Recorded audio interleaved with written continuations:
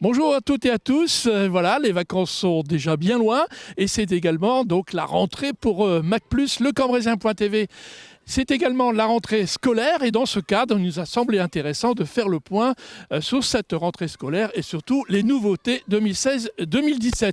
Rien de mieux pour cela que de rencontrer l'inspecteur de l'éducation nationale de Cambrai-Centre, Vincent Coton. Je vous invite à me suivre.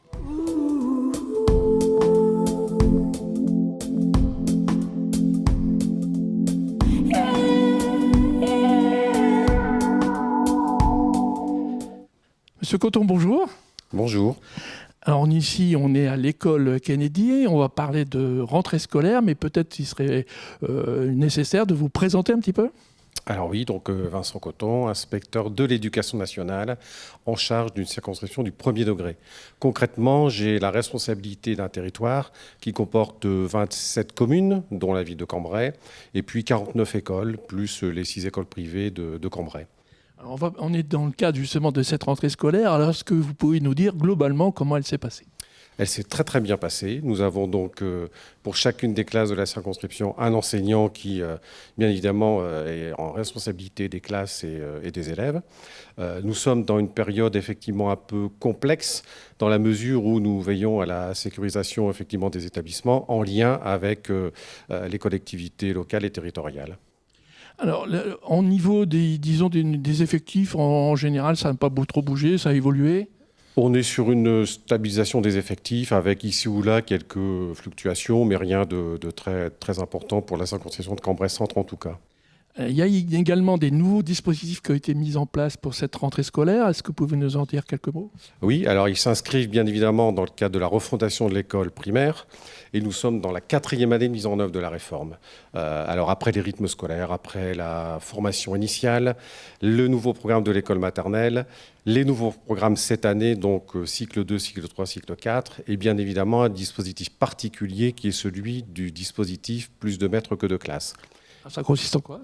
Alors tout simplement, mettre à disposition d'une équipe, enfin de 2 équipes pour notre circonscription, d'un maître plus, un enseignant supplémentaire, qui viendra travailler en co-intervention dans chacune des classes du cycle 2 pour faire en sorte de s'assurer des résultats des élèves et de conduire l'ensemble des élèves de CE1 à être lecteurs à la fin de leur parcours du cycle 2. Alors justement, on a 2 écoles, dont celle où on est ici à Kennedy, mais également à Raymond-Chernay. Alors ce que je vous propose, c'est que nous on aille toute l'équipe là-bas à Raymond-Chernay, voir Monsieur Penon, puis en parler évidemment. Merci en tout cas. Merci.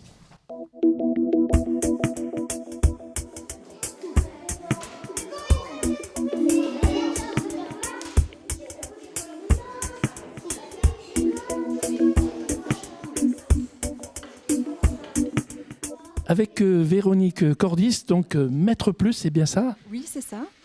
Vous pouvez vous présenter en quelques mots ? Alors, je suis Véronique Cordis, je suis enseignante depuis 22 ans. J'ai commencé par être enseignante en cycle 3, puis après, j'ai été psychologue scolaire 10 ans, à l'ADAPT, et puis maintenant Maître Plus, voilà. Donc une grande expérience pour cette nouvelle mission qui consiste en quoi exactement ? Alors c'est vraiment un travail en collaboration avec les enseignants déjà et aider vraiment les élèves dans le lire, parler, écrire, compter.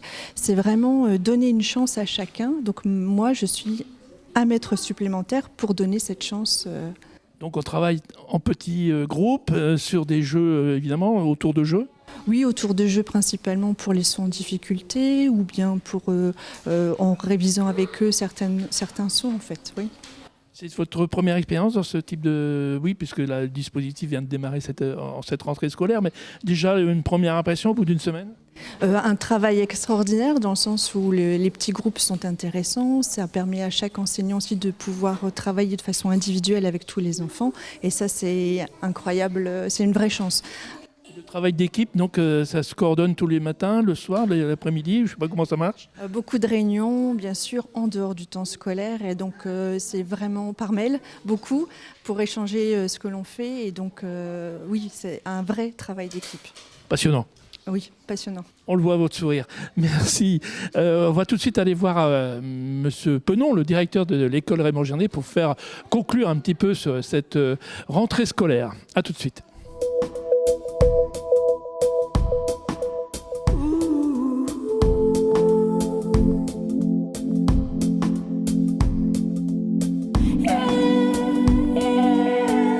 avec Claude Penon, donc directeur de l'école Raymond Gernet. Bonjour. Bonjour Monsieur Destombes.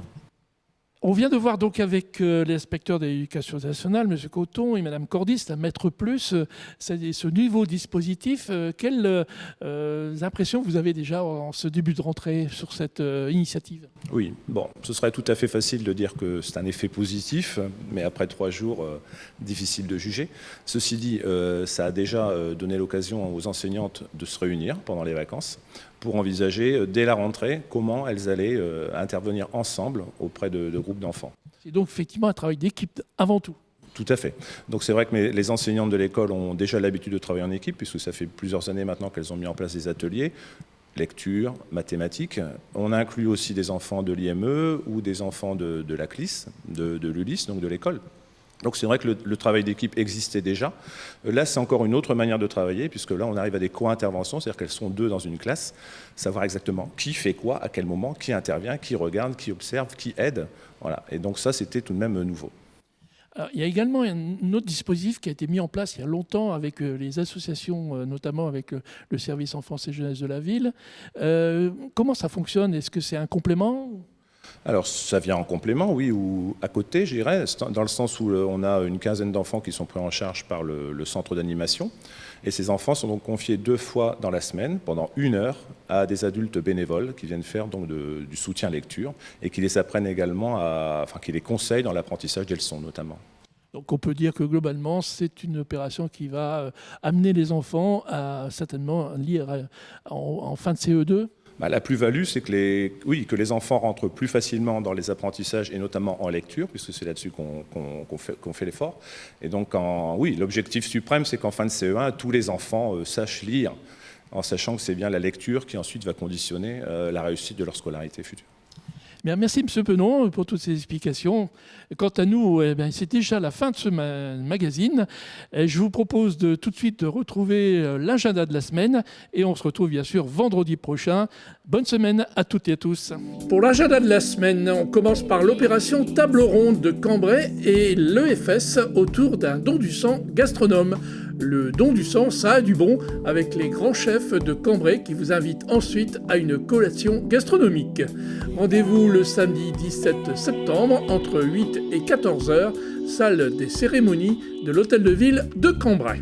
À suivre, un spectacle de danse avec le studio de danse Caroline Mercier, Anouchka et les 4 saisons. Retenez vos places au Théâtre de Cambrai pour ce samedi 17 septembre à 20 h et ce dimanche 18 septembre à 16 h. Prix d'entrée 7 €. On termine par les Journées du patrimoine avec un programme autour du patrimoine et citoyenneté, visite des ensembles scolaires importants de la ville et de leur architecture, sans oublier également le musée de Cambrai avec des visites gratuites des collections permanentes.